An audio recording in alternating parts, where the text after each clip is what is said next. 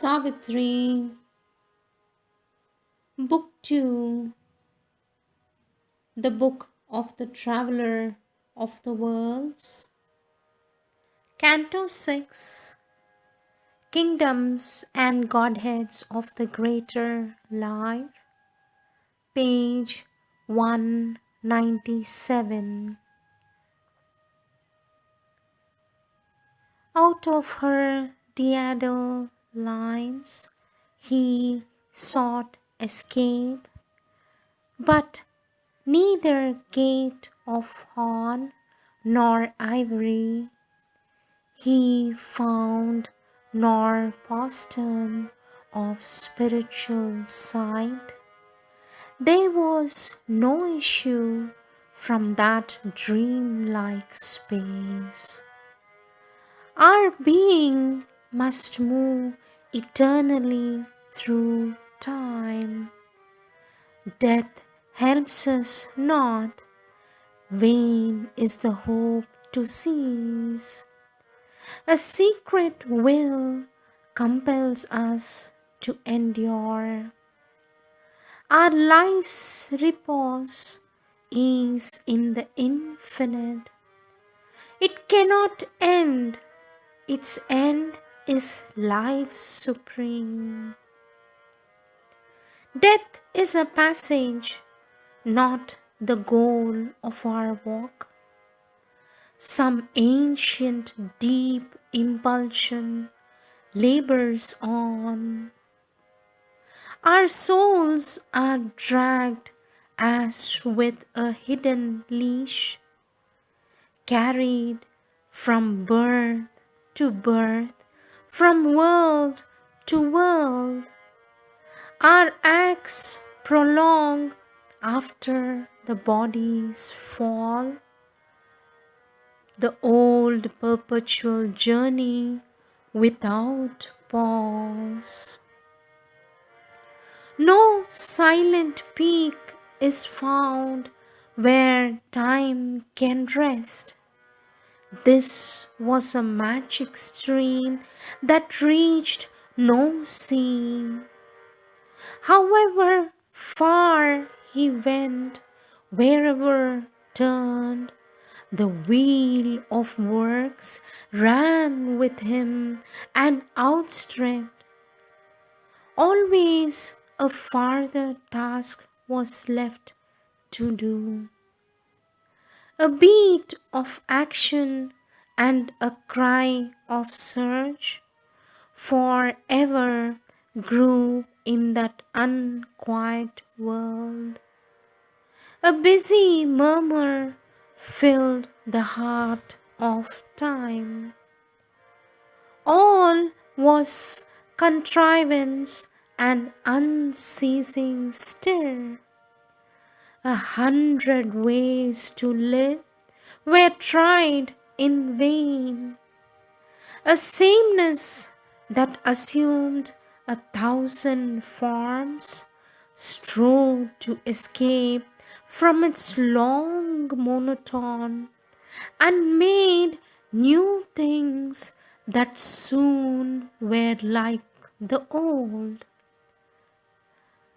A curious decoration lured the eye, and novel values furbished ancient themes to cheat the mind with the idea of change.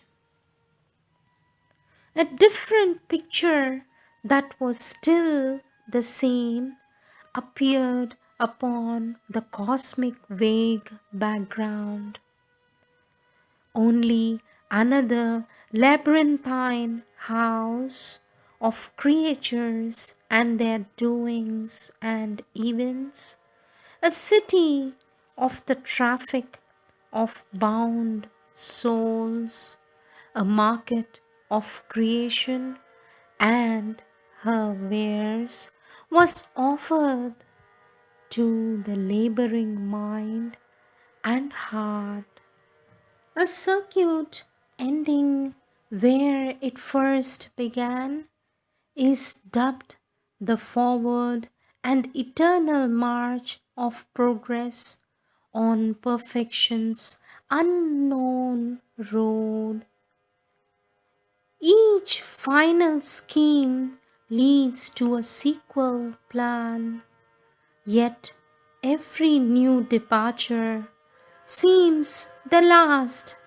Inspired evangel, theory's ultimate peak, proclaiming a panacea for all time's ills, or carrying thought in its ultimate zenith flight and trumpeting supreme discovery. Each brief idea, a structure perishable, publishes the immortality of its rule, its claim to be the perfect form of things, truth's last epitome, time's golden best. But nothing has been achieved of infinite worth, a world made ever anew, never complete, piled always half attempts on lost attempts, and saw a fragment as the eternal whole.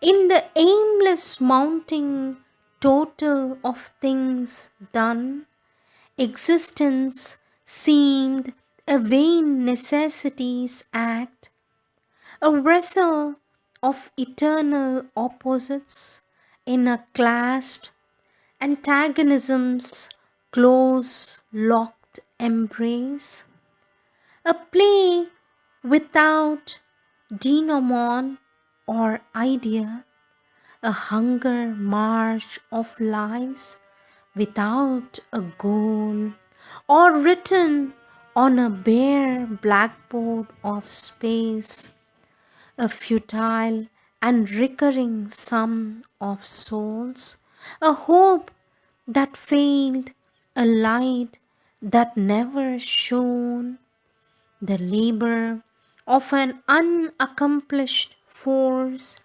tied to its axe in a dim eternity.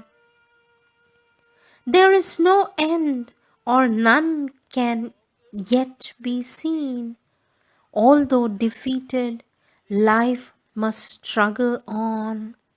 Always she sees a crown she cannot grasp. Her eyes are fixed beyond her fallen state.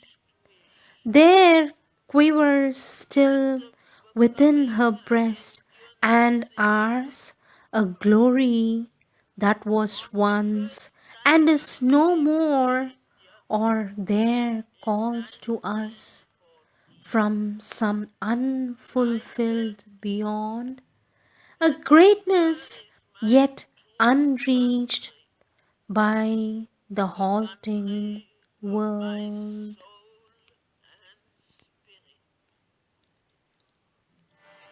I had decided to realize this wish as soon as India would be free. But I had to wait still longer because of my heavy responsibilities for the ashram here in Pondicherry. Now the time has come when I can declare myself. But in accordance with Sri Aurobindo's ideal, my purpose is to show that truth lies in union rather than in division. To reject one nationality in order to obtain another is not an ideal solution. So I hope I shall be allowed to adopt a double nationality. That is to say, to remain French while I become an Indian. I am French by birth and early education. I am Indian by choice and predilection. In my consciousness, there is no antagonism between the two. On the contrary, they combine very well and complete one another. I know also that I can be of service to both equally.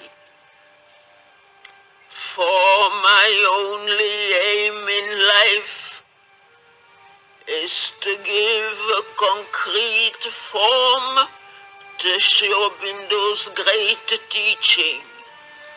And in his teaching, he reveals that all the nations are essentially one and meant to express the divine unity upon earth through an organized and harmonious diversity.